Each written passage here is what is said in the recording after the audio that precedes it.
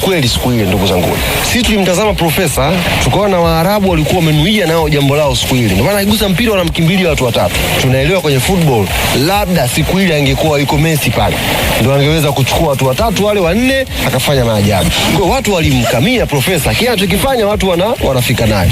Sisi tumeondoka kule Morocco, FAR Rabat wenyewe kuna mgogoro mkubwa, wanalaumiana kwa nini hawakuimaliza mechi pale kwao. Kwa nini hawakupata goli la pili, shughuli imefanyaje? Mechi hii tuliingia kwa tahadhari kubwa, yuko nyumbani anacheza kwenye tension kubwa. Nyie mliona tu uwanja hauna mashabiki, lakini nje vikundi vyao vilijaa kibao vikijaribu kupaza sauti zao kuwapush wachezaji wao. Sisi tungecheza ile mechi kama kuku ambaye amekata kichwa. Sasa hivi tungeshuka hapa, Yanga ishatolewa. Tungepigwa chuma 2 chuma 3 pa tushatolewa. Mngeanza kusifia Yanga imeshambulia, Yanga haipo. Si kuna timu zimeshambulia hapa. Sasa hivi zinapangiwa ratiba hapa ya ligi kuu, sijui.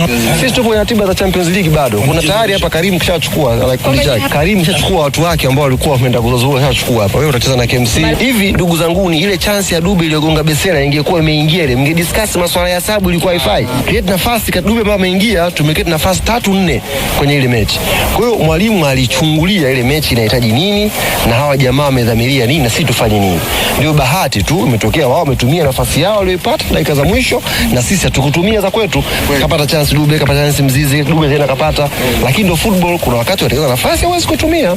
Kwa hiyo sisi hesabu zetu ilikuwa hata kama inatokea kwenye kupoteza, tusipate hiyo aibu ya kutolewa na maji ya goli 2 shughuli kama imeisha pale. Kwa hiyo imeisha goli 1, maana yake tunakwenda kujiandaa nyumbani sasa tukafuzu kwenda robo finali. Kama mtu alienda kushambulia, muulizeni baada ya kushambulia nini kimefuata. Mzizi amerejea na tumefurahi sana, amepata dakika zake 10 kwenye ile mechi na amekosa nafasi ya kufunga. Yaani amerejea kutoka kwenye jeraha kubwa, lakini ameonyesha upambanaji na amekosa nafasi moja nzuri tu ya kufunga. Kwa hiyo tunaamini mechi ijayo, kama kuna mtu ameshawahi kuishi mtaani akatokea mwizi alafu ule mtaa ukaamua kufungulia mbwa, tunavyokuaga ndio tutachokifanya sisi Jumapili. Yaani bunduki zote ziko tayari. Buba tayari yuko hapa. Buba bunduki ipo, Zize bunduki ipo, Dube bunduki ipo, Pakome bunduki ipo, Depo bunduki ipo. Kwa hiyo mwalimu atakwenda kufungulia sasa kitakachokuwa na kiwe. Ndio maana nawaambia yeye subiri Jumapili, sio kwamba Yanga anafuzu. Yanga anafuzu kwa kishindo kwenda robo finali. Neno kishindo mliweke vizuri. Neno kishindo tuliweke vizuri. Ni kauli yake Ali Kamwe. Amemalizia namna hiyo kwamba Yanga sio tu wanashinda na kufuzu, bali wanafuzu kwa kishindo. Unadhani, tuanzie kwako Idi, unadhani Yanga watakuwa wamefanya nini kuelekea hiyo mechi yao tofauti na mahesabu ya kawaida yanayopigwa na kila mtu?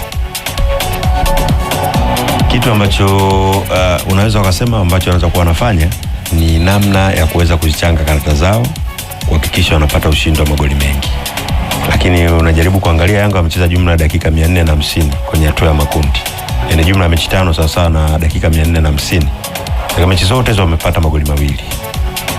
Na katika hali ya kawaida unaenda kwa approach dakika 90 unahitaji magoli zaidi ya 2. Yaani tunaongelea Yanga ili ya salama inabidi ashinde magoli 3 kwanza.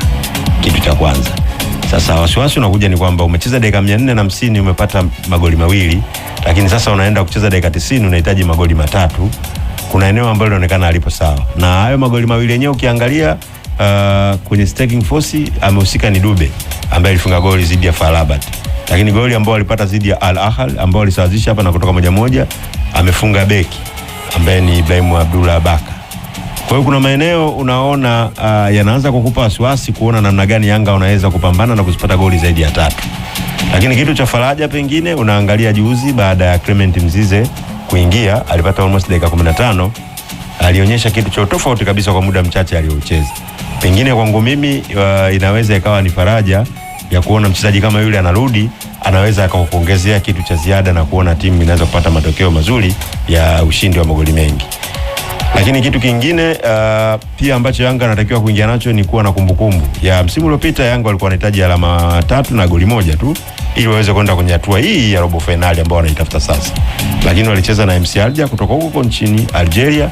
Katika dakika 90 Yanga wakupata goli na shughuli iliishia pale.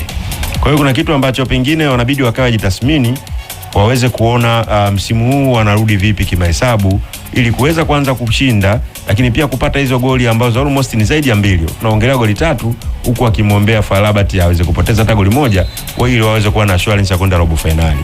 Sasa kuna vitu ambavyo pengine unaona kimpira vinawezekana na mahesabu ya mpira yanawezekana, na si mahesabu ambayo pengine hajawahi kufanywa, ni mahesabu ambayo yameshafanywa, na wakati mwingine historia zinaweza kuvunjwa na matukio ya nyuma.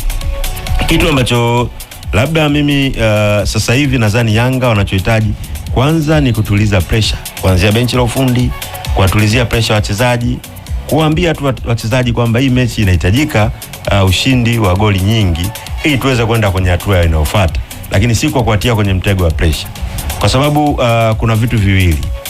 Kitu ambacho kinakuaga kigumu zaidi ni kwa sababu hizi mechi zote zinachezwa kwenye muda mmoja. Yani yule ambaye pia unamwombea mabaya anacheza muda mmoja na wewe. Kwa hiyo wachezaji wanapokuwa uwanjani wana approach mechi yao pale uwanjani, wanakuwa hawapati nafasi ya kujua matokeo ya wenzao ambao wanaombea mabaya yakoje. Kwa hiyo kitu ambacho mimi nafikiri ni kwamba Yanga wanahitaji kuongeza maarifa zaidi kwenye benchi la ufundi kupeleka kwa wachezaji wao, lakini pia benchi la ufundi liweze kuangalia kwa ukaribu zaidi namna gani wanaweza kubadilisha na staili yao ya uchezaji. Unajua tumeona Yanga imecheza katika mechi 5 za hatua makundi. Naongelea akiwa Mwalimu Pedro. Kuna timu ambayo unaona imebadilika, sio ile Yanga ambayo tulizoea. Yani leo hii watu wanaongelea kwamba Pacome alikamiwa, unaangalia Okelo namna alivyocheza mechi ya mwisho dhidi ya Rabat. Na wenyewe Yanga wamesema kitu kama hicho, lakini kwenye mpira hakuna kukamiwa. Mimi nilichokiona ni Yanga waliishi kwenye misingi ya kufuata maelekezo ya kocha zaidi, na si mchezaji mmoja mmoja wakati mwingine kuonyesha kile kitu ambacho ukomavu au ukubwa wake anaweza kuibeba timu kutoka hatua moja kwenda hatua nyingine. Kwa mechi nafikiri kocha kama ataingia pamoja na mifumo yake, lakini awaambie wachezaji pale ambapo wanaweza kutumia uwezo wao binafsi na kuibeba timu, kwa wachezaji kaliba ya Yanga walionao wanaweza kufanya hivyo. Leo tunamwongelea Pacome. Kuna mechi moja hapa alicheza dhidi ya CR Belouizdad, Yanga walipoteza ugenini goli 3, wakaja hapa wakapata goli 4.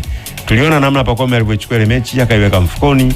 Goli 4 zilipatikana, hakuna mtu yote ambaye alitegemea pengine Yanga wangeweza kupata ushindi wa vile, kwa namna walivyocheza, namna walivyoapproach ile mechi. Kwa hiyo kitu ambacho kikubwa nafikiri kunahitaji kubadilika kwenye mbinu, lakini pia kubadilika kwa kikosi. Selection ya mwalimu inapaswa kuwa kwenye eneo ambalo wanaona linaweza kuwa na maboresho zaidi. Mimi